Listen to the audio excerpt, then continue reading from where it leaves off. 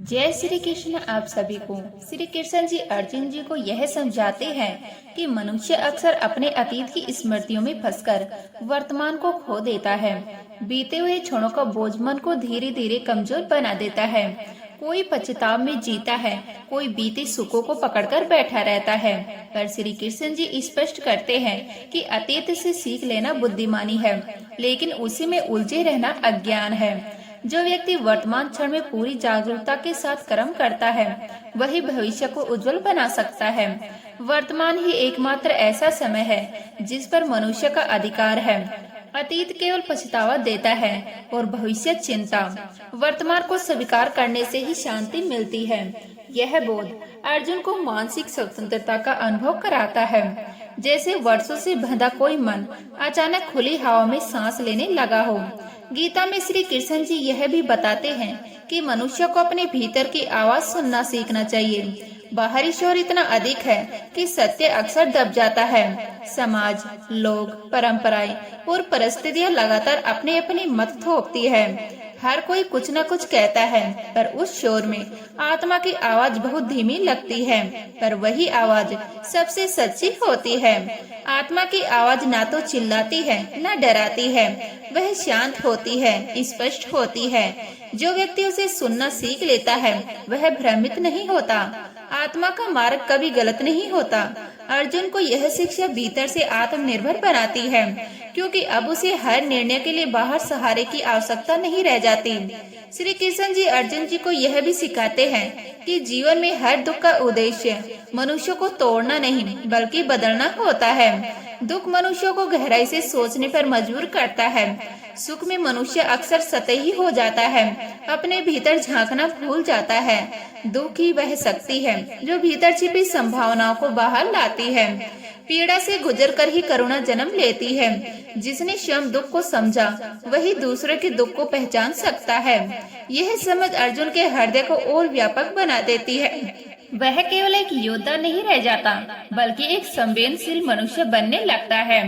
श्री कृष्ण जी अर्जुन जी को अहंकार की पहचान भी कराते हैं। वो बताते हैं कि अहंकार हमेशा स्पष्ट रूप में नहीं आता, कई बार वह ज्ञान का रूप लेकर आता है। व्यक्ति स्वयं को सही और दूसरों को गलत मानने लगता है। धीरे धीरे यह भाव संबंधों को तोड़ देता है, संवाद को समाप्त कर देता है। अहंकार से व्यक्ति सीखना बंद कर देता है, क्योंकि उसे लगता है कि वह पहले से ही सब जानता है। पर विनम्रता से ही ज्ञान का द्वार खुलता है। जो झुक सकता है वही आगे बढ़ सकता है।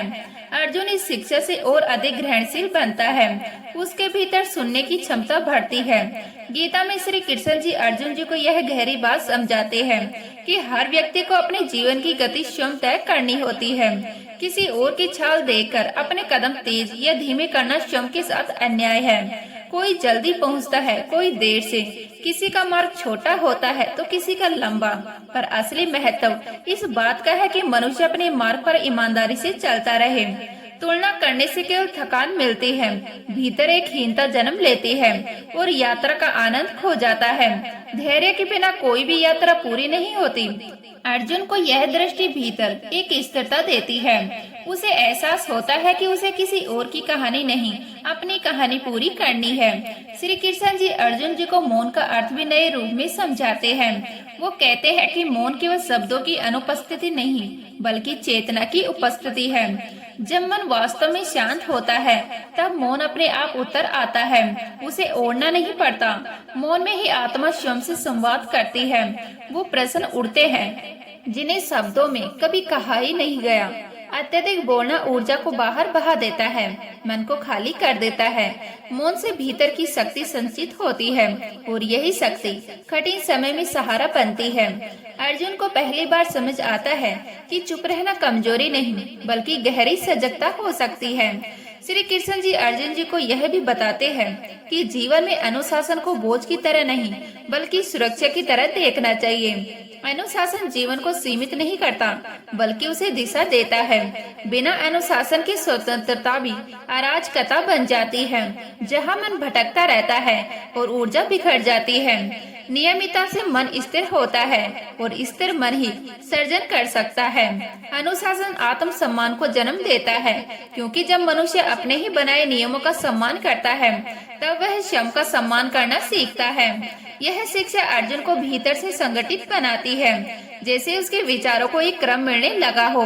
गीता में श्री कृष्ण जी अर्जुन जी को यह भी सिखाते हैं कि निर्णय लेने से डरना जीवन की सबसे बड़ी बाधा है। गलत निर्णय भी कई बार सही दिशा दिखा सकता है, क्योंकि उससे सीख मिलती है, पर निर्णय न लेना व्यक्ति को जड़ बना देता है, उसे वही रोक देता है जहाँ वह खड़ा है। साहसपूर्ण निर्णय जीवन को आगे बढ़ाते हैं, चाहे उनका परिणाम तुरंत सुखद ना हो। भय से लिया गया निर्णय मनुष्य को कमजोर करता है और आत्मविश्वास से लिया गया निर्णय भीतर शक्ति भर देता है। अर्जुन इस साहस को अपने भीतर विकसित करता हुआ महसूस करता है, जैसे वर्षों से रुका कोई प्रभाव अब चल पड़ा हो। श्री कृष्ण जी अर्जुन जी को यह भी समझाते हैं कि मनुष्य को अपनी भावनाओं को दबाना नहीं बल्कि समझना चाहिए। दबाई गई भावनाएं भीतर ही भीतर इकट्ठा होती रहती हैं और एक दिन विस्फोट बन जाती है। समझी गई भावनाएं परिपक्वता लाती है।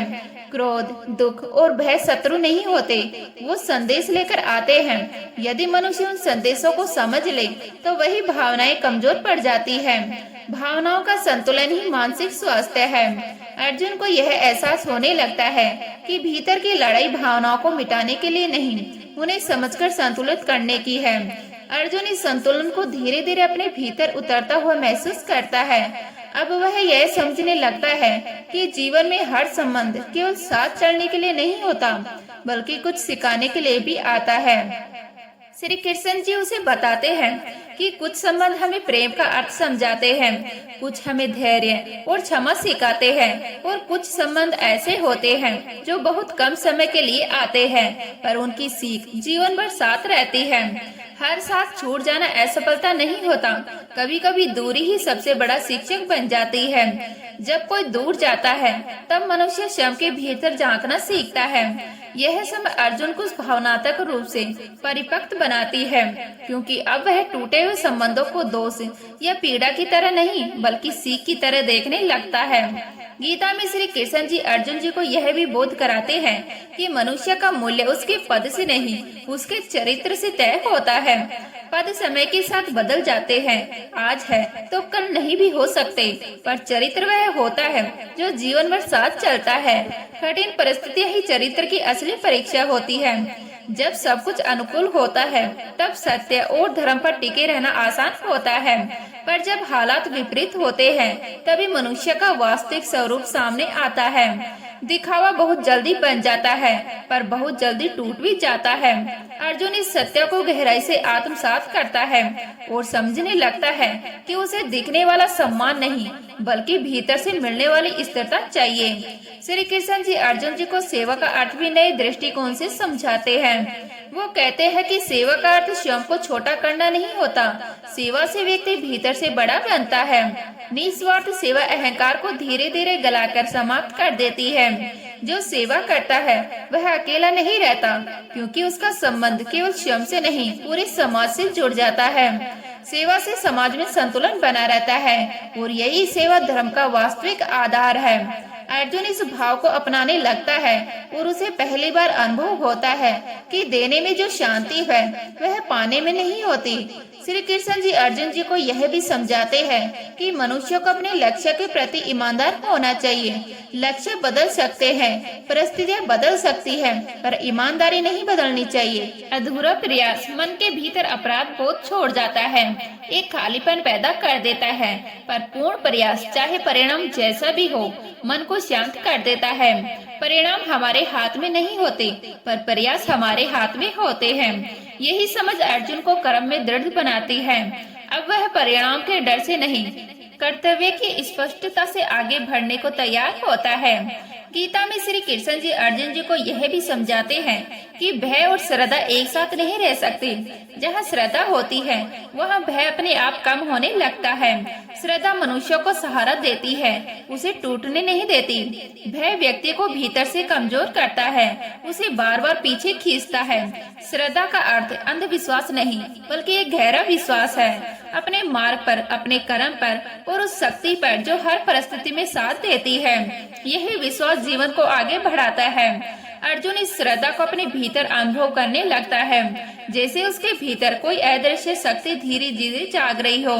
श्री कृष्ण जी अर्जुन जी को एक और गहरी बात समझाते हैं कि समय कभी किसी का शत्रु नहीं होता। मनुष्य जब टूटता है तब वह समय को दोष देता है, पर वास्तव में समय केवल सच्चाई को उजागर करता है। जो भीतर से कमजोर होता है, समय उसकी कमजोरियों को सामने ले आता है, और जो भीतर से मजबूत होता है, समय उसे और निखार देता है। समय के साथ संघर्ष करना व्यर्थ है, क्योंकि समय रुकता नहीं, झुकता नहीं। उसके साथ चलना ही समझदारी है, उसे सीख लेना ही बुद्धिमानी है। यह दृष्टि अर्जुन को धैर्यवान बनाती है।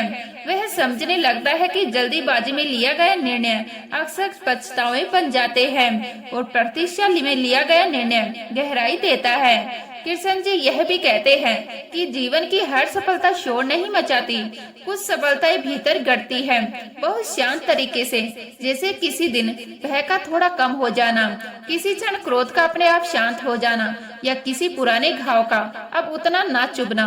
यह सफलताएं दिखाई नहीं देती, कोई ताली नहीं बजती, कोई प्रशंसा नहीं मिलती, पर यही भीतर की जीत जीवन की दिशा बदल देती है। आत्म विजय सबसे बड़ी विजय होती है। जो स्वयं को जीत लेता है वह बाहरी हार से डरता नहीं। अर्जुन को यह बार यह एहसास होता है कि उसने अब तक जितनी लड़ाइयाँ बाहर लड़ी थी, उससे कई बड़ी लड़ाइयाँ उसके भीतर थी।